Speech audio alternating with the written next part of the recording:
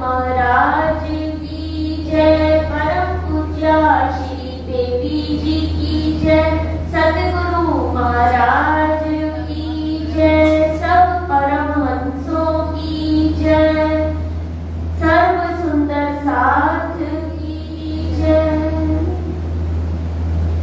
वंदो सतगुरु चरण को, करूं सो प्रेम प्रणाम। अशुभ हरण मंगल करण, धनी श्री देव चंद्र जी नाम। श्री प्राणनाथ निज मूलपति, श्री मिहिरराज सुना। तेज कुंवर श्यामा जुगल को, पल पल करूं प्रणाम, पल पल करूं प्रणाम। कदमों लाग करूं सेजदा, पकड़ के दो पाए। एक हुक्म करत माशूक बीच, आशिक के दिल जाए। माशूक तुम्हारी अंगना, तुम अंगना के माशूक। एक हुक्म इल्मे दृढ़ किया, रुअजू क्यों ना होए दुख दुख। इत ही सेजदा बंदगी, इत ही जारत जगात।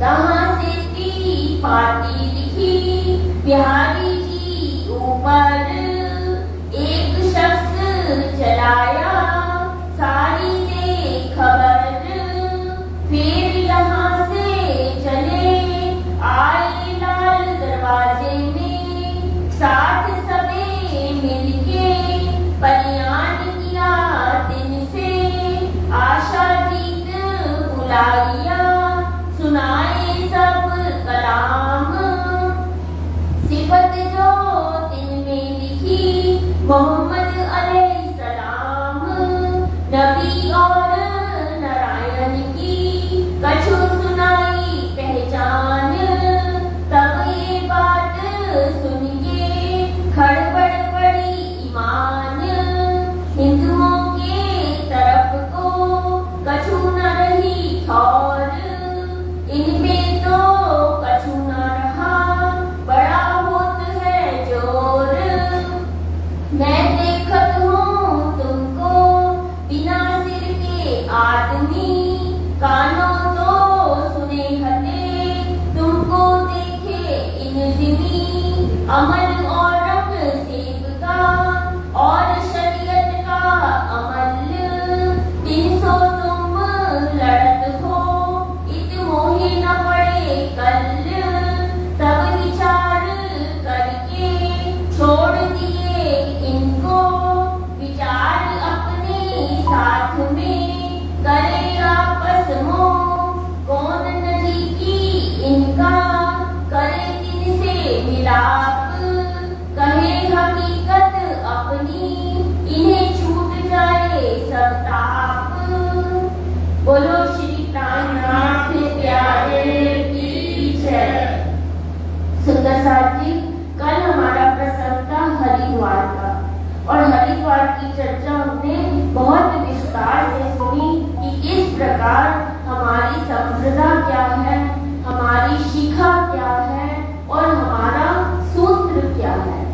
सूत्र के लिए सुंदर साथ जी कहते हैं कि प्रकृति का एक ही सूत्र है। कल हमने यज्ञोपवीत सूत्र की बात की थी, जो दुनिया वाले जिसको सूत्र मानते हैं, और हमारे श्री जी ने हमें बताया कि अक्षर ही सूत्र है। प्रकृति का जो सूत्र है उसमें सब प्रजाएं कहते हैं पिरोई हुई है, और जो अक्षर को जान लेता है वो अक्षरातीत को भी जान लेता है, इसलिए हमने यहाँ पर अक्षर को सूत्र रूप में कहा। और सुंदर साथ जी, हमने एक बात और सुनी थी कि शास्त्र श्रवण श्री भागवत, जबकि 6 ही शास्त्र दुनिया में हुए, भागवत को अलग शास्त्र कहा गया क्योंकि उसमें अपनी ब्रिज रास की बात कही गई है, और 10वें स्कंद में अखंड वृंदावन की भी कुछ निशानियां लिखी गई हैं, इसलिए शास्त्र श्रवण श्री भागवत कहा गया। भागवत के संबंध में भी सुंदर साथ जी ऐसा कहा जाता है कि ये व्यास जी के द्वारा लिखी हुई है, लेकिन सुंदर साथ जी जो मूल रूप से व्यास जी की भागवत लिखी हुई थी उसमें केवल 4000 ही श्लोक थे। ये बाद में कहते हैं कि राजा भोज के समय कालिदास और जयदेव उनके कवि थे दरबार के, तो उन्होंने कहा, राजा भोज ने कहा कि ये कलिष्ट भाषा में है, इसका सरल रूप भागवत में मुझे करने वाला कोई चाहिए। तो जयदेव जो कवि थे उनका कोई दूर का भाई था गोपदेव, उसके पास बहुत ज्ञान था। उसने राजा को कहा, मेरा एक भाई है, वो भागवत को सरल शब्दों में कर देगा अनुवाद के रूप में। तो उसको दरबार में बुलाया गया गोपदेव को। गोपदेव कहते हैं मनमौजी था, कर देता तो कर देता, तो उसको 6 महीने का टाइम दिया गया, पर राजा ने उसको कहा तो 4 महीने में इसका अनुवाद कर भागवत का, जो व्यास जी के द्वारा लिखी गई है। तब उसके द्वारा जो अब भागवत लोग करते हैं उसमें भी उसने क्या किया, इस सरल भाषा की जगह और कलिष्ट भाषा में उसके एक एक श्लोक के 4-4 श्लोक बना दिए। जो 4000 श्लोक थे व्यास जी के द्वारा किए हुए, वो अब 16000 हो गए और भाषा भी सरल नहीं हुई। तो जैसे वेदों का अपभ्रंश हुआ। कुरान में भी कहते हैं राजी महाराज के द्वारा केवल 60,000 शब्द कहे गए, क्योंकि मार्फत के शब्द वो जो 30,000 थे वो नहीं कह पाए थे मोहम्मद साहब जी। उस समय जो मूल रूप में कुरान थी वो 60,000 शब्द थे, लेकिन वर्तमान में उसके 73,000 से भी ज्यादा 73,600 कुछ उसके कुरान की आयतें हो गई। तो उसके गलत मायने कर दिए गए, तब ये इतनी संप्रदाय बन गई जो आपने कुछ तो सुनी, राजी ने बताई आपको, लालदास जी ने, कि किस तरह से नीमानुष संप्रदाय है। और कई ऋषि मुनि भी हुए इसके अंदर जिसका वर्णन आया। कहते हैं कनाद ऋषि ऐसे थे जिनके पास इतना ज्ञान था और वो समाधि लगाते थे तो 6-6 महीने तक उनकी समाधि टूटती नहीं थी। और कुछ दाने जो जमीन पर फसल के कटे हुए होते थे उससे वो जीवन यापन करते थे। लेकिन वर्तमान में सब रूप धर्मों का बदल गया और सब शब्दों के भी मायने बदल दिए गए। तब कहा जाता है, कहते हैं उस समय मार्स जो शब्द था उस पर चंद्र बिंदु नहीं था और उसका शब्द का अर्थ होता है उड़द, और बाद में उसको चंद्र बिंदु लगाकर मास शब्द कर दिया गया। देवी की बलि के लिए भी कहीं नहीं कहा गया, कुरान में भी इन चीजों के लिए नहीं कहा गया, लेकिन बाद में इन चीजों के अर्थ गलत निकालकर मनुष्य इसका दुरुपयोग करने लगा। तब ये इतनी सारी बातें हुई। फिर श्री जी ने अपनी संप्रदा बताई, ब्रह्म विद्या देवी। उन्होंने कहा कि हम किसी देवी देवता को नहीं चाहते, ब्रह्म विद्या, विद्या मतलब ज्ञान और देवी मतलब जिसमें देवी गुण हो। तो इस विद्या अमृत को प्राप्त करने वाली जो ब्रह्म विद्या है उसको जो ग्रहण कर लेता है वो अमृत को प्राप्त हो जाता है। हम किसी देवी देवता को नहीं चाहते। और फल नित्य विहार, हम परम धाम में इसका अध्ययन करके परम धाम के 25 पक्षों में धनी के चरणों में रमन करते हैं। ये हमारी संप्रदा है। जो निजानंद देवचंद जी ने ये संप्रदा चलाई उसका नाम निजानंद संप्रदाय है। ये बात हमने कल हरिवार के प्रसंग में बहुत अच्छे से सुनी और सब लोगों ने ये धनी जी को बुद्ध निष्कलंक अवतार के रूप में स्वीकृति दे दी, लेकिन झुकने के लिए नहीं आए, क्योंकि अहंकार होता है ना सुंदर साथी। सबने ये बात स्वीकार कर ली, क्योंकि जो समय वेदों में, शास्त्रों में, पुराणों में लिखा गया था वो सब बातें मिल रही थी। धूमकेतु तारा भी था, 1 मास वर्ष में जो कम होता है वो भी खड़ी थी, और तब भी लोगों ने विश्वास तो किया और मान लिया विद्याभिनंद की शाखा यहाँ से प्रारंभ हो गई। लेकिन शिव जी के चरणों में तारतम ग्रहण कुछ ने किया और कुछ ने नहीं किया। अब यहाँ से 4 महीने हो जाते हैं हरिद्वार में। श्री जी सोचते हैं अब हमें यहाँ से चलना चाहिए, तो श्री जी अब चलते हैं दिल्ली की ओर। तो दिल्ली में सोचते हैं सुंदर साथ जी कि अब क्योंकि औरंगजेब का समय था, उस समय कहते हैं एक छत्र पूरे भारत में मुगलों का राज था। गुजरात से लेकर आगरा तक और भारत दिल्ली से लेकर तमिलनाडु तक, कश्मीर तक, सब जगह मुगलों का ही राज था। और कहते हैं कोई हिंदुओं का मुंह तक नहीं देखता था, और कोई हिंदू अगर अल्लाह का नाम भी ले तो उसकी गर्दन कटवा दी जाती थी। ऐसे क्रूर समय में श्री जी का दिल्ली में पदार्पण हुआ। तब श्री जी सोचते हैं कि मुझे दिल्ली में अलग अकेले रहकर काम करना चाहिए, क्योंकि बहुत से सुंदर साथ थे, बच्चे भी थे, माताएं बहनें भी थी। तो उन्होंने कहा मैं इन सबको अनूप शहर में छोड़ देता हूँ और हम छड़े केवल पुरुष वर्ग ही यहाँ पर कुछ चुने हुए दिल्ली में आकर इससे औरंगजेब से लड़ाई करेंगे। तब श्री जी अनूप शहर में सुंदर साथ को छोड़ देते हैं और एक पाठक वहाँ पर होता है, कुछ उपली पहचान करके वो एक हवेली सुंदर साथ के ठहरने के लिए वहाँ पर दे देता है। औरंगजेब के लिए सुंदर साथ जी एक किसी इतिहास में ये भी लिखा हुआ है कि काशी का एक राजा था और उसकी बहुत सारी रानियां थी। वो सबसे छोटी रानी से प्यार ज्यादा करता था। लेकिन एक हार जो बड़ी रानी के पास रहता था वो सबसे महत्वपूर्ण था। 9 लखा हार जिसे कहते हैं वो बड़ी रानी के पास हमेशा रहता था। तो छोटी रानी को ईर्ष्या हो जाती है और वो बड़ी रानी का हार चुरा लेती है। महल में शोर मच जाता है कि किसने हार चुरा लिया राजा के दरबार से। तब राजा एक पुजारी से पूछता है, तो पुजारी कहता है कि हम इस दिन अनुष्ठान करेंगे और जो भी चोर होगा वो इस चुंबक से चिपक कर मर जाएगा, इतना मुझे विश्वास है। ये वाली बात राजा छोटी रानी को भी बता देता है। तो छोटी रानी को डर लग जाता है कि किस प्रकार ये तो मेरे ऊपर इल्जाम आ जाएगा। तो वो एक तांत्रिक से बात करती है कि किस तरह से अनुष्ठान को विफल किया जाए।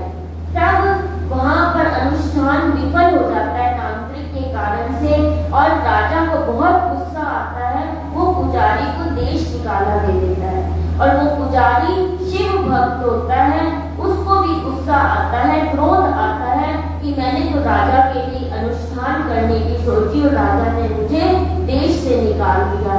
तब वो कहता है शिव जी को चेतावनी देता है कि मेरा अगला जन्म ऐसा होगा कि मैं शिव की मूर्तियों को पैरों की ठोकर से गिरा दूंगा। तो ऐसा इतिहास में कहीं लिखा है कि वो जीव जो है वो औरंगजेब के अंदर ही था, तभी वो मंदिरों को मजबूत तोड़वाता था। ऐसा साथी सुना हुआ है महापुरुषों के मुख से। तो ये उसका औरंगजेब के अंदर वो जीव होने के कारण वो मूर्तियों को मंदिरों को तोड़वाता था। अब सुंदर साथ जी जब श्री जी दिल्ली आ जाते हैं तब विचार करने लगते हैं कि किस प्रकार अब हमें पैगाम पहुंचाना है। अब यहाँ पर आगे श्री जी कहते हैं,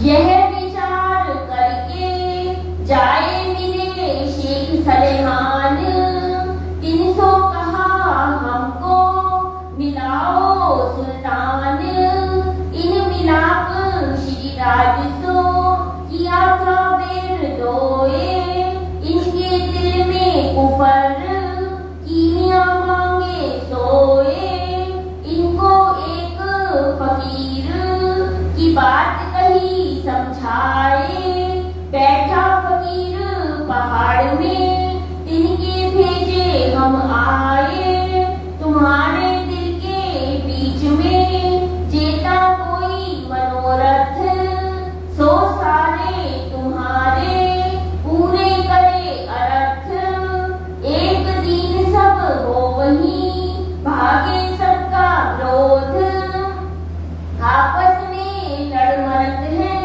सो मिट जावे क्रोध, और सब तुम्हारे दुश्मन सो आपे होवे जेर, तुम्हारा सिर ऊंचा हो वही जाए लगे सिर मेर, और जीता कोई किया गर करने वाले घात, ये कदम तुम्हारे पकड़े आधीन होए करे बात, और डर सुल्तान के रहे न कोई कित, तुमको खुदा करे रसूल का दीदार होवे इत।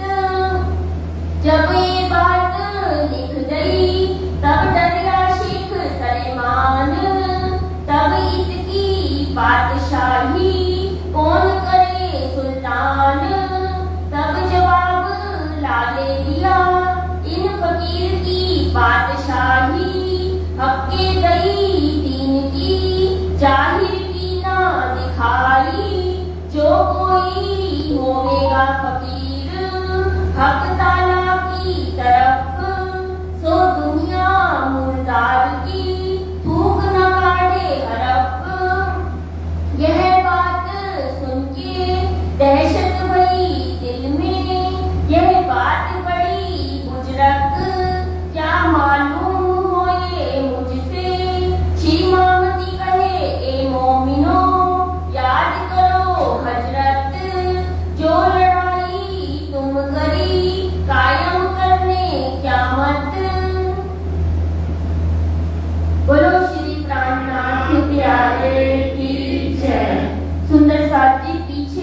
आशा जीत का भी प्रसंग आया था कि आशा जीत की जागनी होती है और श्री जी उससे कहते हैं कि कोई तुम्हारी जानकारी में हो जिसके द्वारा पैगाम पहुंचाया जाए तो उनसे हमें मिलवाओ। तब आशा जीत जब नबी और नारायण की बात करते हैं, क्योंकि शब्दों का ही फेर है सुंदर साथ जी, वेद में अक्षर कहा गया, आदि नारायण कहा गया, उसी को नबी और नारायण कुरान में कह दिया गया। अक्षर और आदि नारायण को ही नबी और नारायण कहा गया। जब वो ये बात कुरान की सुनता है तो उसके रोंगटे खड़े हो जाते हैं। वो ये शब्द पीछे चौपाइयां भी आई कि ये मैंने सुना था बिना सिर के आदमी यहाँ पर कलयुग में होंगे। तो आप जब औरंगजेब का लोगों में इतना डर है, कहते हैं पीछे इंडोनेशिया में भी कोई हिंदू अल्लाह बोलता था तो उसको अल्लाह बोलने का अधिकार नहीं होता था, और तफसीर हुसैनी भी हिंदुओं को नहीं पढ़ने दी जाती थी उस समय।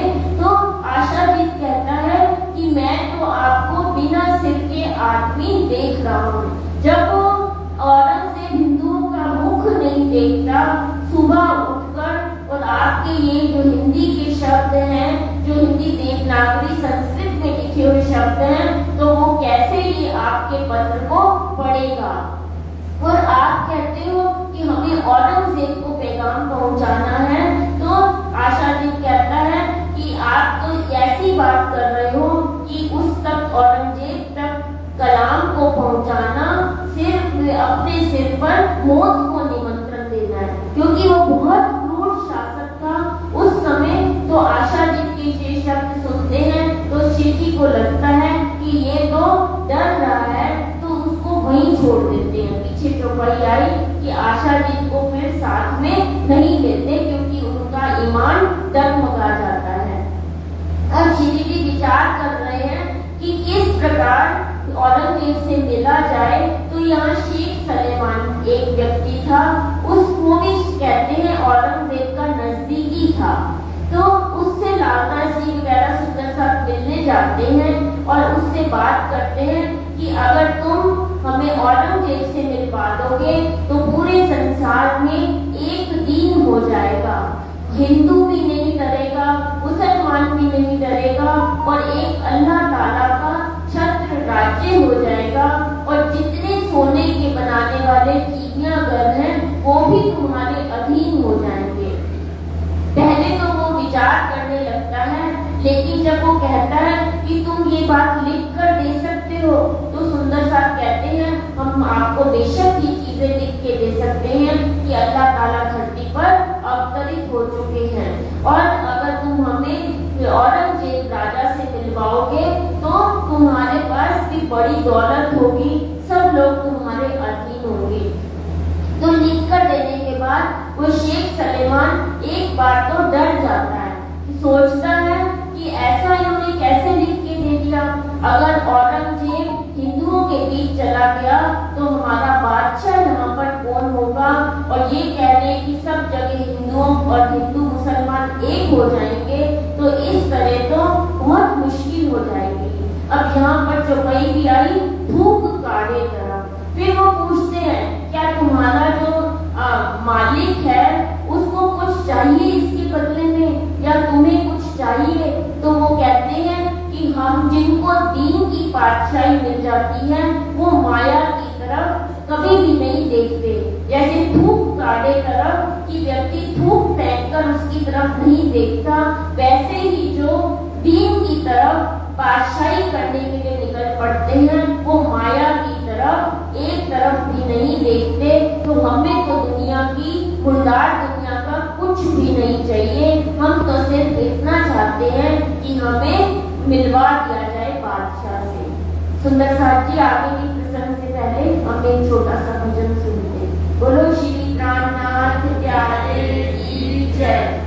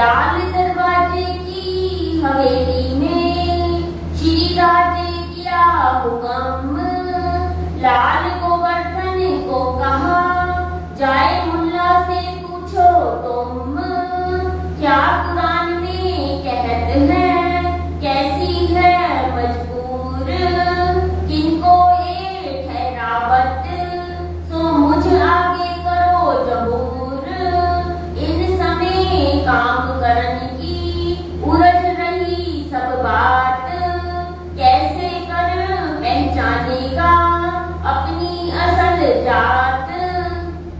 लाल गोवर्धन गए एक मुल्ला पास मस्जिद, बातें सुनते मुल्ला की आपस में भई जिद, मुल्ला के बातन की लाल को भई पहचान, ये तो हमारे घर की तहकीक भया ईमान, गोवर्धन के दिल में डर रहे मुसलमान, कोहरा औरंगजेब का जिन कोई सुने कान, इस वास्ते झगड़ा भया लाल बातें करे इन्हें जोश, टूक टूक होवे इन बात पर दुनिया थी फरामोश, दो राह में लड़के आए लाल दरवाजे सोए, राज आरोगन के समय दिन रहा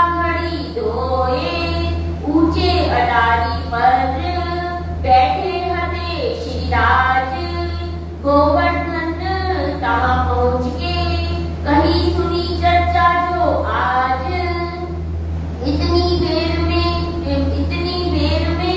इतनी लालदास जाए पहुँचे, बातें सुनी इनकी कही गोवर्धन जे, वहाँ की बातें सुन के कहने लगा जब, यह जो लालदास ने अर्ज करी तब सब, हमारा इन चटाई पर मन होत है और यहाँ से ती उठ जाते हैं, तब जितना रहे ठोर, तब भाई गोवर्धन को बीस बड़ी चढ़ाए, यह सब मोको कहा तुम जानत नहीं आए, दो बातें श्री राज देख के दिल में किया विचार, इनों के अकल ऊपर मोहे कैसा एतबार, बोलो श्री प्राणनाथ प्यारे की जय। सुंदर साथ जी, अब श्री जी लाल दरवाजे की हवेली में है और शेख सलेमान से बात करने पर जब वो नहीं मानता और किसी तरह से बात को स्वीकार नहीं करता कि अल्लाह ताला आ चुके हैं, तब श्री जी सोचते हैं अब क्या किया जाए। अब श्री जी लाल दरवाजे की हवेली में विराजमान है और गोवर्धन और लालदास जी को कहते हैं कि जाके तुम किसी मस्जिद में मुल्ला से बात करो कि उनकी कुरान में हमारी क्या बातें लिखी हुई हैं। जब मुल्ला के पास गोवर्धन और लालदास जी जाते हैं और बातें करते हैं, तब सब बातों की खबर लालदास जी को समझ आ जाती है कि वहाँ पर किस प्रकार लिखा हुआ है कुरान में कि अल्लाह ताला इस सदी में अवतरित होंगे और देवचंद जी और मेहराज ठाकुर की तरह में लीला करेंगे और किस तरह से दुनिया को मोक्ष प्राप्त होगा।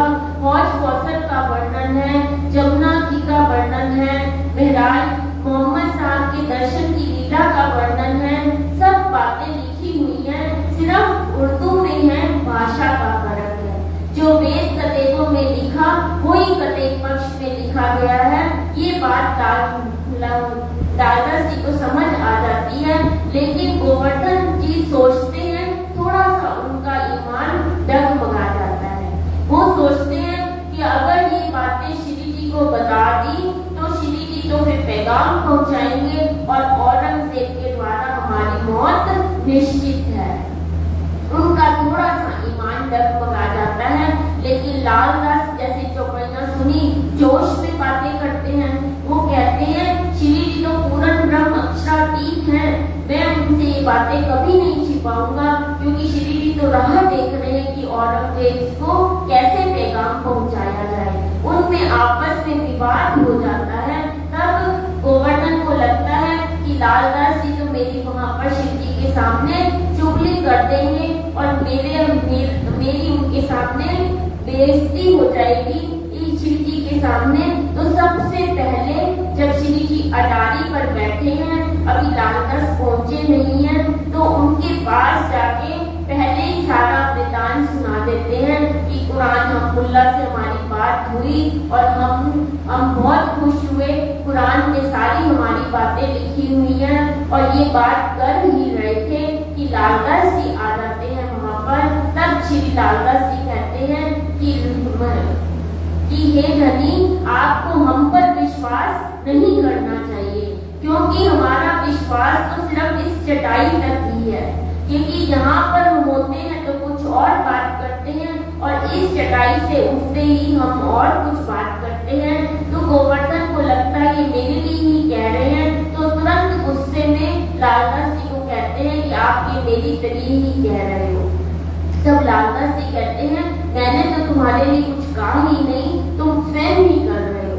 जब दोनों को विवाद करते हुए, झगड़ा करते हुए देखते हैं श्री जी, तो उनको बहुत गुस्सा भी आता है। तभी कहते हैं कि विश्वास करने योग्य व्यक्ति पर विश्वास करें, लेकिन अविश्वास और इतना विश्वास भी मत करें, अति मत करें किसी भी चीज की। भाई अविश्वासी व्यक्ति है तो उस पर तो विश्वास नहीं करना चाहिए, लेकिन विश्वासी व्यक्ति पर भी अति नहीं करनी चाहिए विश्वास की, क्योंकि आपका नुकसान हो सकता है। यहाँ पर श्री जी हमें ये बात समझा रहे हैं और श्री जी ये भी समझा रहे हैं कि कोई भी व्यक्ति पूर्ण नहीं होता। संसार में कोई कितना भी महान बनने की कोशिश कर ले, लेकिन वो महान बन नहीं सकता। तभी कहते हैं कि कंठ दिया कोयल को, रूप छीन लिया, और मोर को रूप दिया तो इच्छा छीन ली। मनुष्य को इच्छा दी तो संतोष छीन लिया। संत को संतोष दिया तो उससे संसार छीन लिया। इसलिए कहते हैं कि हर व्यक्ति कभी भी पूर्ण नहीं हो सकता। यहाँ पर गोवर्धन जी को श्री जी समझाते हैं, तब बात यहाँ पर आगे बढ़ती है और श्री जी को उस समय कैसा जोश आता है और वो वस्तुओं को बांट देते हैं। तो सुंदर साथ जी, यहाँ पर हम ये सोचते हैं गोवर्धन जी ने गलत बात की, लेकिन आप सोचे सुंदर साथ जी, गोवर्धन जी घर बार छोड़कर श्री जी के पास आ गए थे। कुछ समय के लिए मृत्यु से उनको डर लगा था, थोड़ा सा विश्वास डगमगा गया था। इसका मतलब ये नहीं कि उनमें ईमान नहीं था। आज शायद हम सुंदर साथ में गोवर्धन जी इतना भी ईमान और विश्वास नहीं है। इसलिए कहते हैं चाहे बिहारी जी हो या कोई दूसरा सुंदर साथ हो, तो उनके लिए हमें मन में कुछ भी गलानी नहीं लानी चाहिए, क्योंकि वहां से ही ये लीला लिख दी गई। ब्रिज में भी असुर बने ही थे ना, वो भी हमारे सुंदर साथ जीव थे। तो यहाँ पर लीला करने के लिए, क्योंकि बिहारी जी को रतनबाई की वासना कहा गया सुंदर साथ जी, औरंगजेब कितना क्रूर है, उसके अंदर शाह कुमार की वासना है। तो गोवर्धन जी का मन तो कुछ समय के लिए, क्योंकि कहते हैं सात्विक, तामसिक और रजोगुण तीनों विद्यमान होते हैं, तो कभी न कभी इंसान तमोगुणी हो जाता है, कभी सतोगुणी हो जाता है और कभी रजोगुणी हो जाता है। तो हमें गोवर्धन जी के ईमान पर शक नहीं लाना चाहिए। अब श्री जी जब देखते हैं ऐसी बात हो रही है, तो श्री जी को बहुत गुस्सा आता है कि मैं इनके साथ जागने का काम करना शुरू कर रहा हूँ, सोच रहा हूँ, और इनका तो खुद का ही ईमान डगमगा रहा है। तो श्री जी का चेहरा उस समय तमतमा जाता है। दो बातें श्री राज देख के दिल में किया विचार, इनों के अकल ऊपर मोहे कैसा एतबार। इन समय श्री राज को नूर जोश चढ़िया जोर, आए जबराइल जोर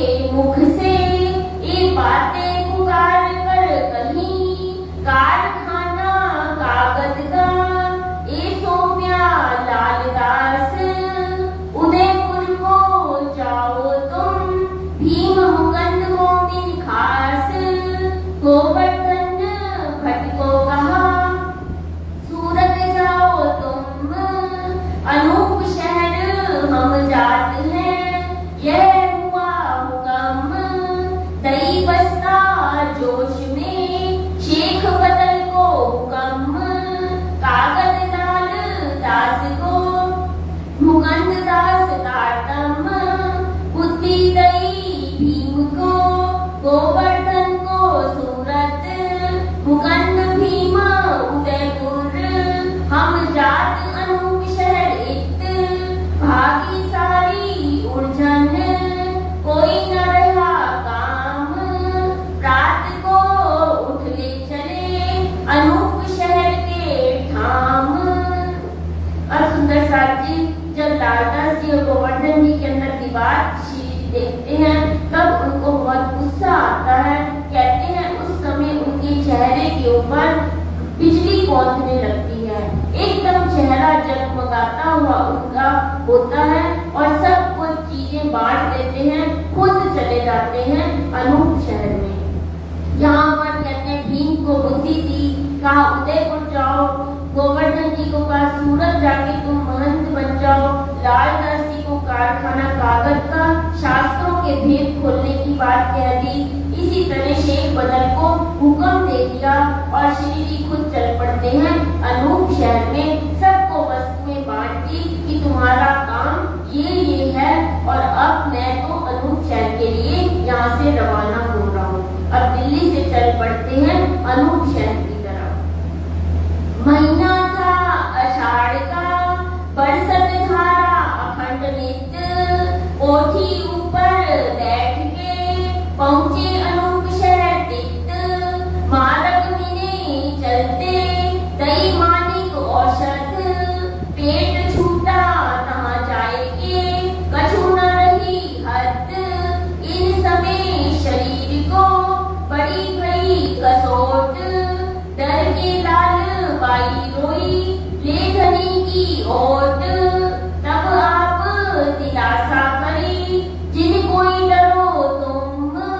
फिरी न मेरी सूरत तब तुम्हें खबर करो हुक्म, उस वक्त जबराइले बड़ा जो किया जोर, उतरे कलाम कादर से करो खेल में शोर, तो रेत किताब में उतरी सनंदे 30, सब खबर कुरान की हक्के करी बख्शीश, सनंदे लिख तैयार करी विचार देखे सुगंध, यह वाणी सुन के पीछा ना हटे मोमिन, इन मजल ऐसा हुआ सब कारज भये सिद्ध, अपने निज वतन की आई जागृत बुद्ध, अब ये वाणी सुन के कोई न फिरे ईमान, जब पहुंचे शकुमार को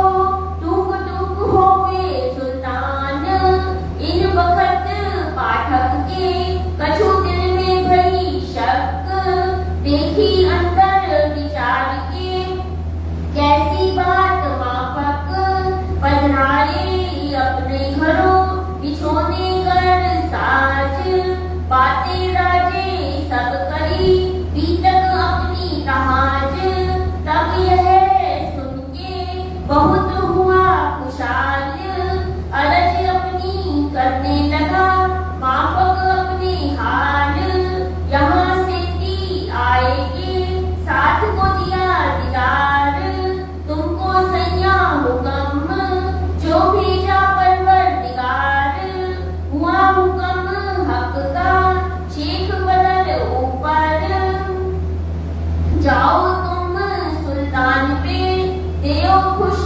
खबर, बोलो श्री प्राणनाथ प्यारे की जय। यहाँ पर सुंदर साथ जी अब जब सब वस्तुएं श्री जी ने बांट दी तो अब चल पड़ते हैं अनूप शहर की तरफ। ऊंट की गाड़ी पर बैठकर सवार होकर चलते हैं तो कहते हैं श्री जी की तबीयत उस समय बहुत बिगड़ जाती है, बहुत ही पेट में उनकी गड़बड़ होने लग जाती है, तो सब रोने लग जाते हैं। लालबाई कहती है कि श्री जी आप तो हमें छोड़ के जाने वाले हो। तो श्री जी कहते हैं कि मैं तुमसे अभी जुदा नहीं होने वाला, क्योंकि मुझे अभी बहुत से काम करने हैं, तुम घबराओ मत। औषधि मालिक लाकर देते हैं तो ठीक हो जाते हैं। और पाठक जो था उसी के यहाँ पर हवेली में जाकर श्री जी अनूप शहर में वहाँ पर रहते हैं। अब वहाँ पर कुरान के 30 जो सिपाही हैं उनकी जो आयतें हैं वो सारी सनंद वाणी में 30 प्रकरणों के अंदर उतरती है यहाँ पर। और श्री जी इतने खुश होते हैं, कुछ कलश की भी वाणी वहाँ पर उतरती है जो सनंद पे जिसकी जो वितरण है वो कुछ कलश में भी वहाँ पर है। तो सुंदर साथ जी इतने खुश होते हैं श्री जी सनंद वाणी को देखकर, और लगता है खेल में अब हम शोर करेंगे, क्योंकि औरंगजेब को कुरान के द्वारा ही समझाया जा सकता था, बिना उसके वो हिंदी शब्द मानता नहीं था। तो यहाँ पर श्री जी बहुत खुश होते हैं और कहते हैं कि अब शेख बदल तुम दिल्ली में जाकर इसका शोर करो, वाणी का गायन करो, किसी तरह से हम औरंगजेब के पास वहां पर पहुंच जाएं। शेख बदल विदा हुए चले तरफ सुल्तान, सनंदे सिर पर बांध के ले दिल में ईमान। पहुंचे दिल्ली शहर में बखत जुम्मे निमाज, ईदगाह चला गया मैं पैगाम पहुंचाऊं ताए आज। तहां खलक ठाड़ी रहे जितना गाऊं एक थौर, शेख बहुत पुकारिया देखा दज्जाल का बड़ा जोर। कोई कहे हिंदवी ने लिखे यह कलाम, बातें तो बरह है पर हमें रवा नहीं इस ठाम। इन भांत बातें सुन के फिर आए अपने ठौर, गनी बेग की हवेली में जाए पहुंचे और तहां सनते बाचन लगे बिना एक मोहम्मद। तब एक सैयद बोलिया बात जाहिर कीजिए जिद, क्यों कुफर बोलत हो है एक मोहम्मद अलैहिस्सलाम। ये पैगंबर है जिनका उनका नहीं नाम।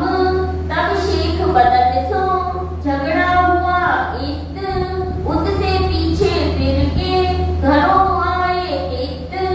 दिन 2-4 में अनूप शहर से आए श्रीराज, बुलाया शेख बदल को पूछा पैगाम का काज। बोलो श्री प्राणनाथ प्यारे की जय। अब सुंदर साथ जी अनूप शहर से खुद भी श्री जी दिल्ली आ जाते हैं वापिस, और शेख बदल जाके कहते हैं ईदगाह पर जाकर कोई सनंदे गाता है तो वहाँ पर लोग सुनते तो हैं, पर ये कहते हैं कि ये बात तो बरहक है पर ये हिंदी में लिखी हुई है और हमारा राजा ईमान लाएगा तभी हम ईमान लाएंगे। सिर्फ भाषा के कारण उन्होंने ये बात स्वीकार नहीं की सुंदर साथ जी, जबकि कहते हैं सारी भाषाएं हिंदुस्तान की संस्कृत भाषा से ही निकली हुई हैं। सारी भाषाओं में संस्कृत के शब्दों का ही अपभ्रंश रूप किया गया है, चाहे वो अंग्रेजी हो, चाहे वो दूसरी कुरान के हो, उर्दू की हो, हिंदी नागरी हो, सब में संस्कृत को ही महत्वपूर्ण स्थान दिया गया है। लेकिन ये लोग हिंदी के कहने के कारण कहते हैं कि हमें तो यह बात स्वीकार नहीं है, और जब तक ये राजा स्वीकार नहीं कर लेता तब तक हम बिल्कुल भी नहीं मानेंगे। अब ईदगाह के जागने के बाद जब वहाँ कोई पुकार नहीं सुनता शेख बदल की, तब ये वहाँ पर गनी बेग की हवेली में आकर वो सनंदे गाते हैं बिना एक मोहम्मद वाली, जो सनंद में विकरण है उसको जोर जोर से बोलते हैं वहाँ पर। तो एक सैयद वहाँ पर थोड़ा सा ईमान लाता बात कर रहे हो? 1,20,000 पैगंबर हो चुके हैं और तुम कह रहे हो कि मोहम्मद ही अकेला पैगंबर हुआ। ये तो तुम गलत बात कह रहे हो। तो वो इस बात को कहकर वो भी इस बात को स्वीकार नहीं करता। अब शेख बदरजी सोचते हैं मैंने तो बहुत पुकार करी पर कोई सुनने वाला नहीं है। तभी तो सुंदर साहब जी कहते हैं बहुत पुकार करूं किस खातिर, ये तो सुपन स्वरूप बेहद बनज का होएगा साथी, सो एक लवे होसी टूक टूक। अब इतनी पुकार करने के बाद श्री जी के पास वापस हम मिलेंगे शेख बदरजी। उससे पहले हमने एक छोटा सा भजन सुनते हैं सुंदर साहब जी।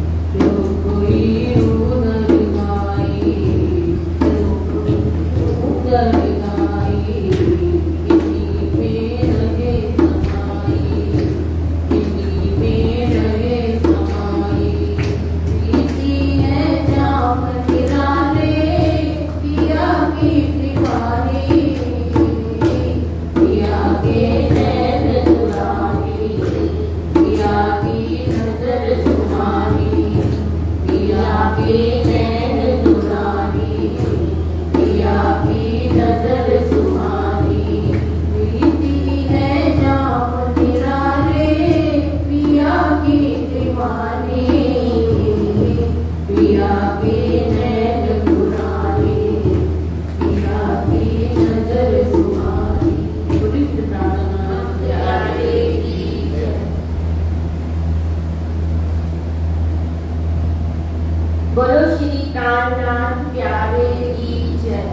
दिन 2 4 में अनूप शहर से आए श्री राज, बुलाया शेख बदल को, पूछा पैगाम का काज।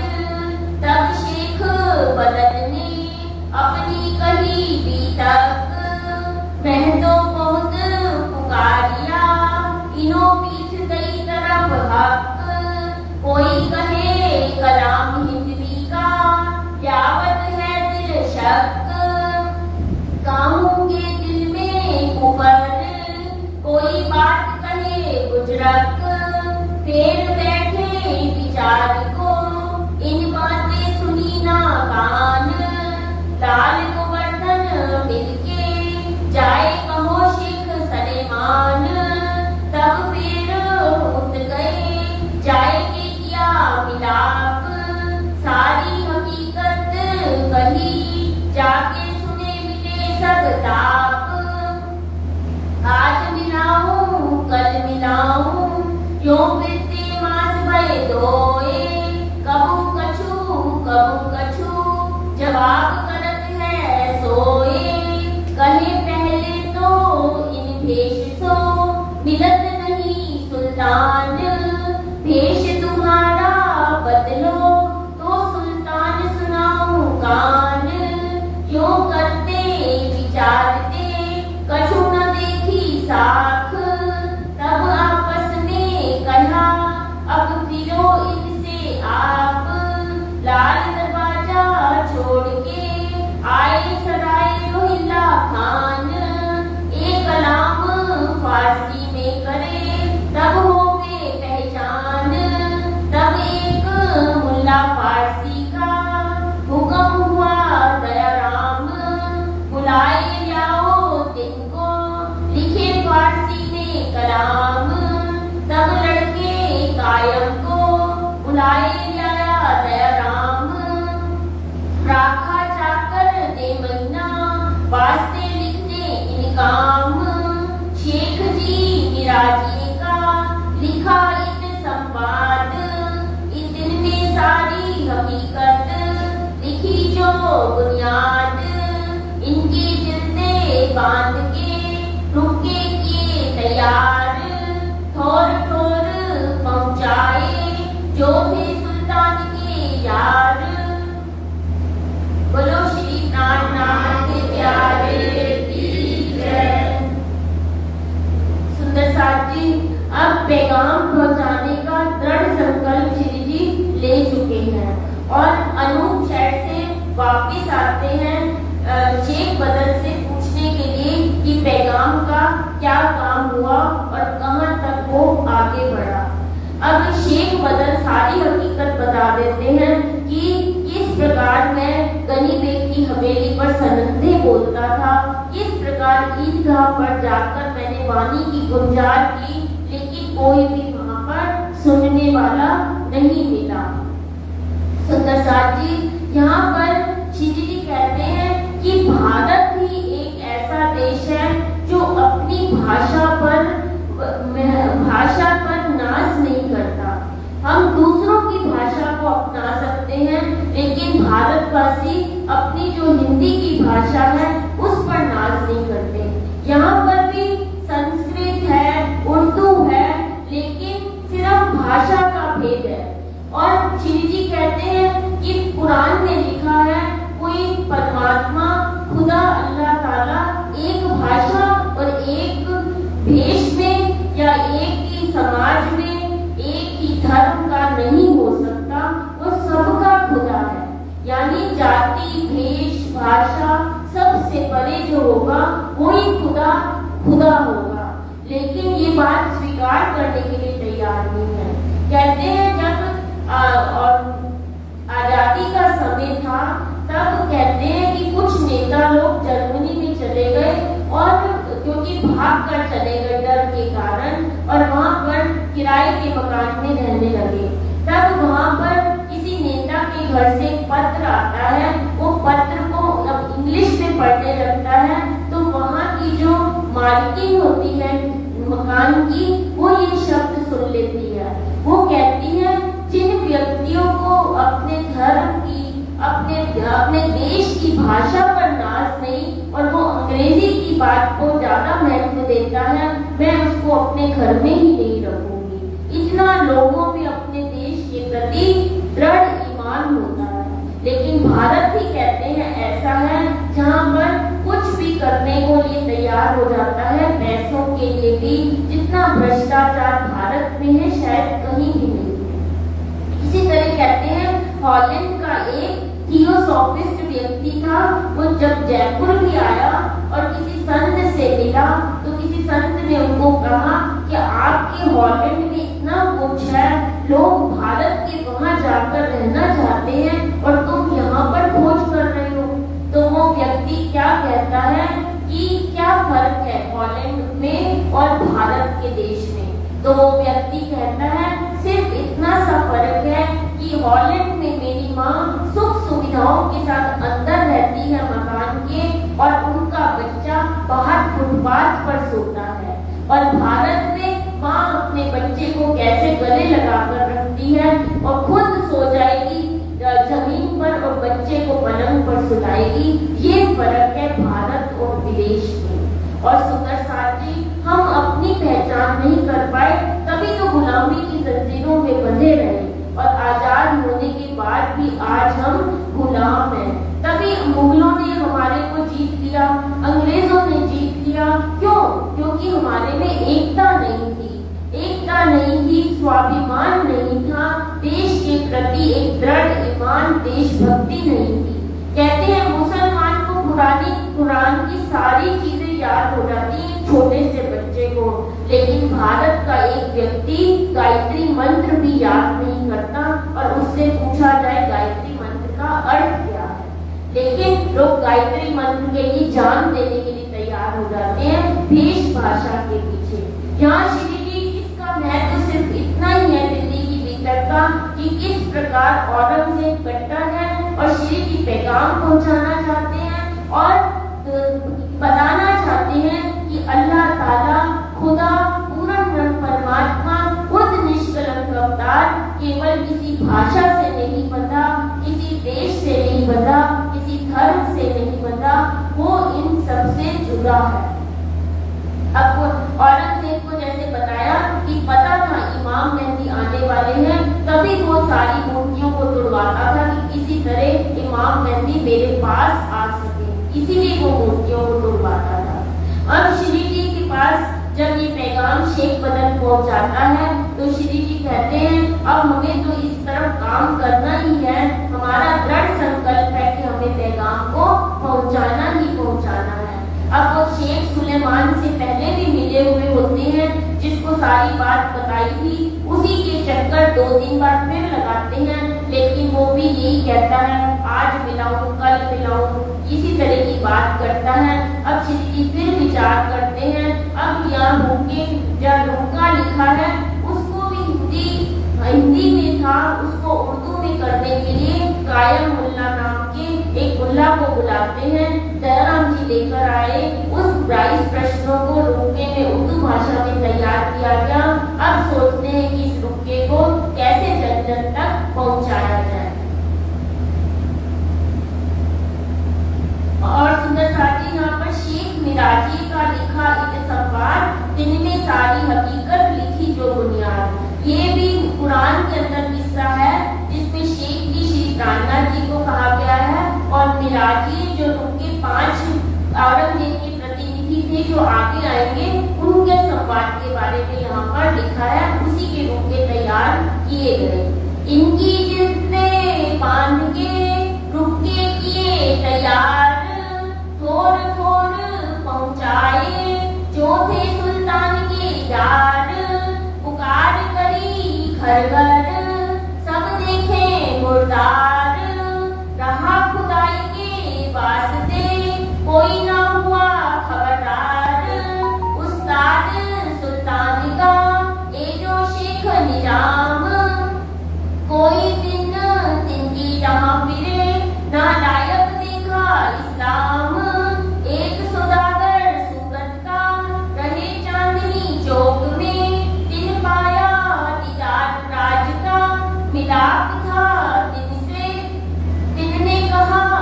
मेरे पास है दज्जाल नामा, तुमको मैं दिखाऊंगा दज्जाल की सामा। सो लेने के वास्ते लाल जाए फिर एक, वह नित वायदा करे बातें करे अनेक। केतेक दिन फिराया सब भया मुनकर, मेरे तफसीर है हुसैनी जो बड़ी मातबर। तब पूछा लालदास ने उनमें क्या खबर, कुरान अर्थ फारसी है जाहिर सब ऊपर। ये बात लाल ने आए के आगे करी श्रीराज, हुक्म हुआ लाल को ले आओ तुम आज। लाल फिर उनके घर गए फिरते भय दिन चार, फिर लाले आए के कहा क्या को झूठो लगत विचार। उस वक्त में हाजिर बैठा था दयाराम, तिनने अर्ज करी मुझे कहिए एक काम। तब श्री राजे हुक्म किया तुम लाओ हुसैनी तफसीर, बड़ी चाह है हमको पहुंचे मदद मीर। तब हुक्म श्री राज का सिर चढ़ाया दयाराम, अपने असनाओ रहते थे 300 कहा एक काम। हमारे असनाओं ने पाती लिखी हम पर, हुसैनी मगाई है बहुत निहोरा कर। तब उन्होंने कहा मैं करो तुम्हारा काज, तब ही सुन हाजिर करी दई हाथ दयाराम। लिए 40 रुपए तिनमें से लिए दोए फेर, खुशहाल हुआ दयाराम जाए लगा सिरमेर। वहां से लेकर धाया आए पहुंचा पास श्री राज, थे तफसीर आगे धरी यह हुआ सिद्धकाज। तफसीर को देख के श्री राज भये खुशहाल, बातें लगे करने आगे गुलाम लाल। इन समय कायम के तफसीर नहीं आगे, देख इनके मायने हमको सुनाओ ये। इन्ना इंजिना सूरत इन पड़ी तामे 3 तकरार, इशारतें सारी लिखी सो लिखी परवरदिगार। हम ही थे ब्रिजराज में हम तीसरे आए इत्त, यह तो वही बात है जो हमको कही तित।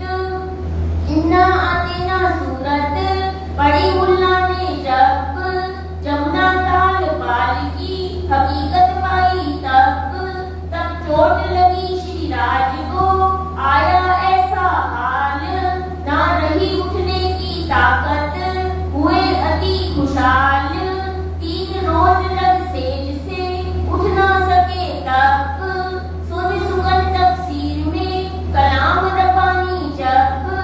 साथ आगे बैठ के चर्चा करी बनाए, हुई खुशहाली साथ में लई साथे सब मिलाए।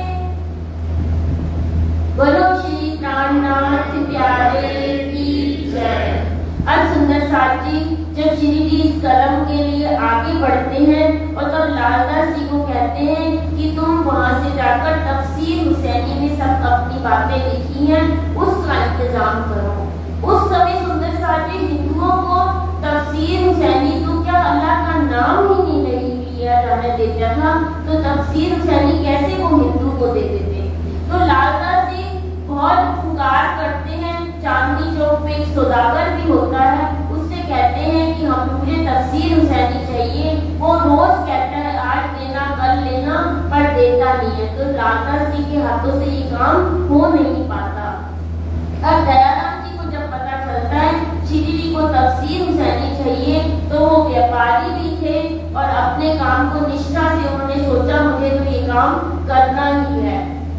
वो चांदनी चौक में उस सौदागर के पास जाते हैं और बड़ी युक्ति के साथ, तभी सुंदर साथ जी कहा जाता है कि युक्ति और नीति में बहुत फर्क है।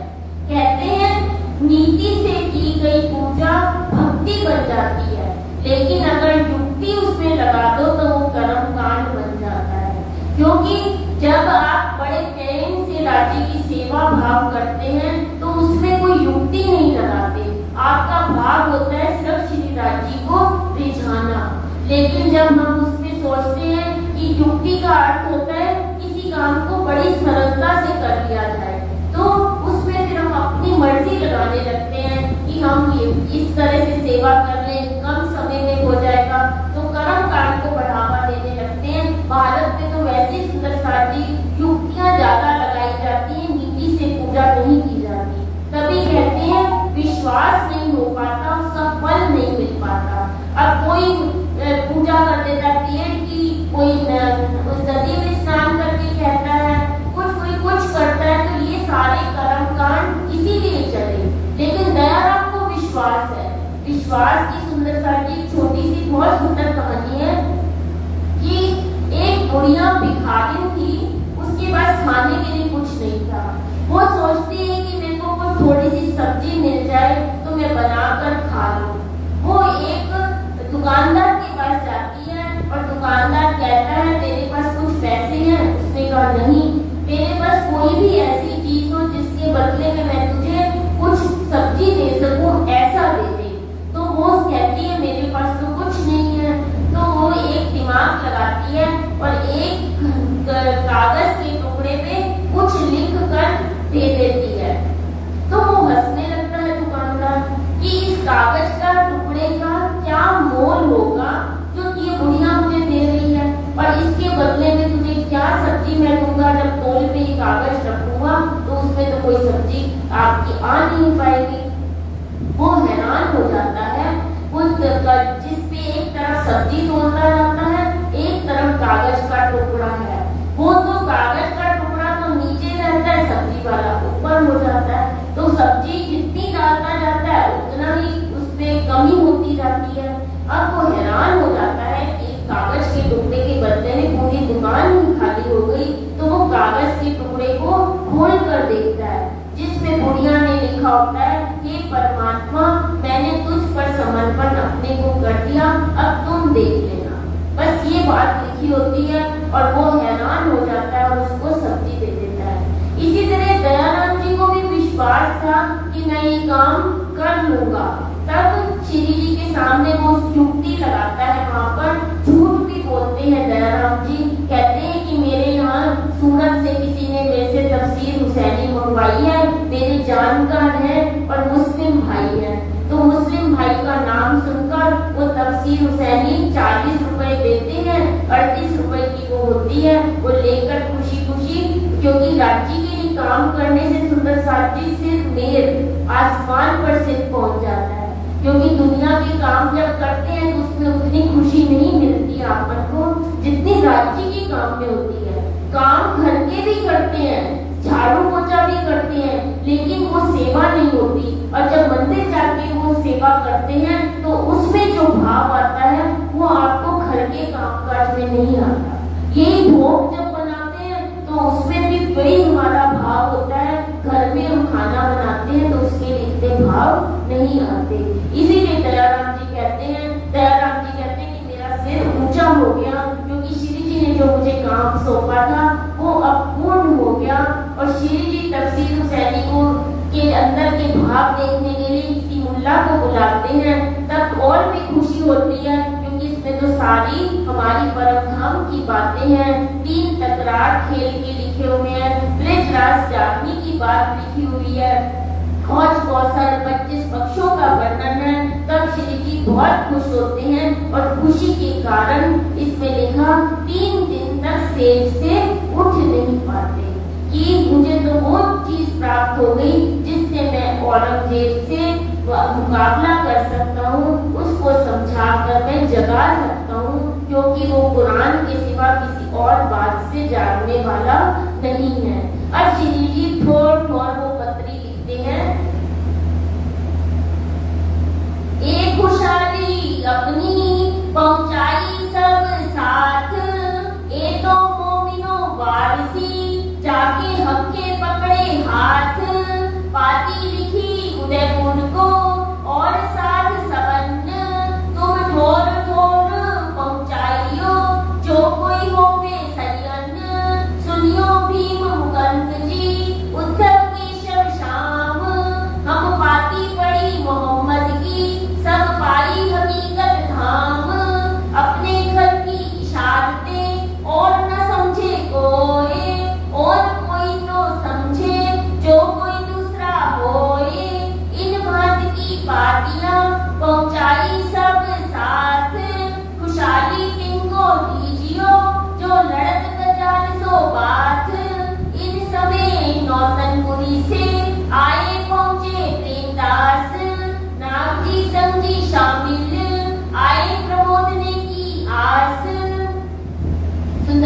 जी विकरण हमको पूरा करना है, एक बार चौपाइयां पढ़ लेते हैं। यहाँ प्रेम जी और संग जी और नाग जी तीनों वहाँ से बिहारी जी के द्वारा भेजे जाते हैं शिव जी साहब की जानकारी लेने के लिए, और फिर क्या हकीकत होती है चौपाइयों को ध्यान से सुनते हैं। ये आए दिल्ली मिले सराय हवेली रोहिला खान, एक दावा ले बैठे इसी का, इनका दिन पर था ईमान, थे गिरोह यहूदन में इन्हों था मसनद का काम, अकस रखते दीन से जो बरहक इस्लाम, रसूल साहब की बात को कबू न सुने कान, खुदा एक मोहम्मद बरहक ताकर न लावे ईमान, ये आए मजलिस मोमिनों की यहाँ बिना मोहम्मद और न बात, यह देख ताजुब है बड़ी चर्चा हुई खुदा की जात, जब रूबरू हुए राजसों तब बातें करी मिले जोश, आप आड़े कछु ना देखी इलक था फरामोश, जब चर्चा करी हजूर ने दई श्री देवचंद जी की पहचान, श्री मोहम्मद साहिब का रोशन किया ईमान, जो बात कही मोहम्मद ने सोई रूह अल्लाह कलाम, मिलाए दिखाए दोनों इनों को ए मुआ दीन एक इस्लाम, जब ईसा मोहम्मद मिल गए कलमा और तातम, भागा दिल का कुफर जाग देखी आतम, कहे सुगन जब राज ने बड़ा देखा जोश, तब दीन यहूदन का सब हुआ फरामोश, तब अपनी जुबान सो बातें कही ईमान, हम श्री देवचंद्र जी को इत देखे भई हमको पहचान, खुदा एक मोहम्मद बरहक हमको रही न शक, सुनाई सनद कलश की ये तो है माफक, हम तो तहकीक किया तुम ही बीच इस्लाम, तुम्हारी किताब का हम लिख पावे कलाम, हम भी सब साथ को लिखेंगे यह सुगंध, हम अब लोग भूले थे है इत बात बड़ी मोमिन, श्री हरि देवचंद्र जी को हम देखा है इत, तुम ईमान लियाइयो जो कोई होवे जित, बोलो श्री नानक प्यारे की जय। सुंदर साथ जी, ये दिल्ली का किस्सा चल रहा है, बीच में लाकर से फिर बिहारी जी का किस्सा ले आते हैं। ये बिहारी जी के 3 जने नागजी भाई, संगजी भाई और प्रेम जी भाई, तीनों को दिल्ली में खबर लेने पहुंचते हैं, क्योंकि श्री जी की भी चर्चा दुनिया में होने लगी, दीन की बातें होने लगी, तब बिहारी जी तक खबर पहुंच जाती है कि दिल्ली में श्री जी क्या काम कर रही है। तब तीनों आ जाते हैं वहाँ पर और वहाँ देखते हैं वहाँ तो खुदा के सिवा कोई बात ही नहीं, क्योंकि अब दिल्ली में बैठे हैं, औरंगजेब को जमाना है, तो उर्दू के शब्द खुदा, अल्लाह ताला ये शब्द देखते हैं और उनको तो बहुत ईमान आ जाता है कि देवचंद जी की बैठक बेशक यहीं पर है, खुदा ताला इमाम महदी प्रकट हो चुके हैं, ये विश्वास तीनों को आ जाता है। तब ये बात कहते हैं कि हम ये ठोर ठोर पार्टी पहुंचाएंगे कि देवचंद जी की बैठक आपके अंदर है, आप ही खुदा इमाम महदी है, हमें तो पूर्ण विश्वास आ चुका है। अब आगे की जो कईयों में आएगा, वापस वो जामनगर जाते हैं और बिहारी जी का क्या किस्सा होता है वो पूरा करना है सुंदर साथ जी आज हमको। श्री देवचंद धनी देवचंद्र जी को हम देखा है इत, तुम ईमान लियाइयो जो कोई होवे जित, इन भांत सब साथ को पाती लिखी बनाए, सो पाती सब ठोर को दई सबो पहुंचाए, शेख बदल और नाग जी एक ठोर किए जब, संग जी शामिल होएगे कायम ताम खिलाया तब, कुफर सारा दिल का भाग गई सब शक, एक दिन होए मिले जाए ईमान ऊपर हक, इन भांत 22 दिन रहे सोहबत में, प्रेमदास ने देखिया बात इन किस्से से, कहा प्रेमदास ने हमसो बातें करते और रूम में देखिया ईमान जाए इस ठौर,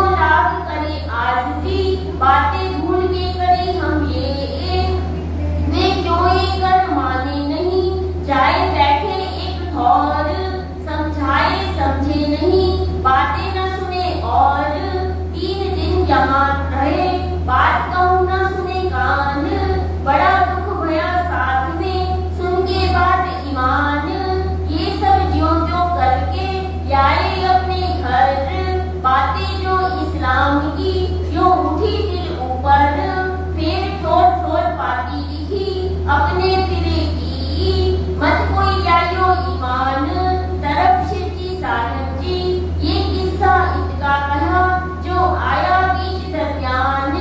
अब कहो ए बीतक जो लड़ाई सुल्तान, श्री मामती करे साथ जी जो तुम में बीतक, लिखी लो महफूज में तुम्हारे तारे हक। बोलो श्री प्राणनाथ प्यारे की जय। सुंदर साथ जी अब यहाँ पर तीनों को ईमान तो आ जाता है और प्रेम जी नहीं जाते। वो कहते हैं मैंने तो शिव जी साहब देवचंद जी को यहाँ पर देखा है, मैं तो अब यहाँ से कहीं नहीं जाऊंगा। अब संत जी और नाग जी वहाँ पर जैसे ही बाहर निकलते हैं, जैसे गोवर्धन जी का ईमान थोड़ा सा डगमगा जाता है, ईमान आने के बाद भी उनका ईमान डगमगाने लगता है और वो बातें धुंधली दो तरफ की बात करने लगते हैं। जब बिहारी जी को ये बात कहते हैं कि हमने तो वहाँ देवचंद जी को देखा, तो बिहारी जी तो बहुत गुस्सा होते हैं, कहते हैं तुम तो जाओ यहाँ से, मैं गद्दी पर नहीं बैठूंगा। 3 दिन के लिए कहीं पेड़ के नीचे जाकर बैठ जाते हैं। फिर बड़ी मुश्किल से दोनों भाई उनको बुलाकर लाते हैं कि आप ही गादीपति हैं, आप ही श्री प्राणनाथ जी हैं, आपके अंदर ही देवचंद जी की बैठक है। अब हम दोबारा पत्री सुंदर साथ को लिख देंगे कि शिव जी साहब की बैठक तो नौतनपुरी में की है। तब उनको जाके थोड़ी सी शांति मिलती है। यहाँ बीच में शिव जी ने लालदास जी कहते हैं मैंने ये किस्सा लिख दिया, अब आगे की लड़ाई क्या होगी वो हम कल सुनेंगे।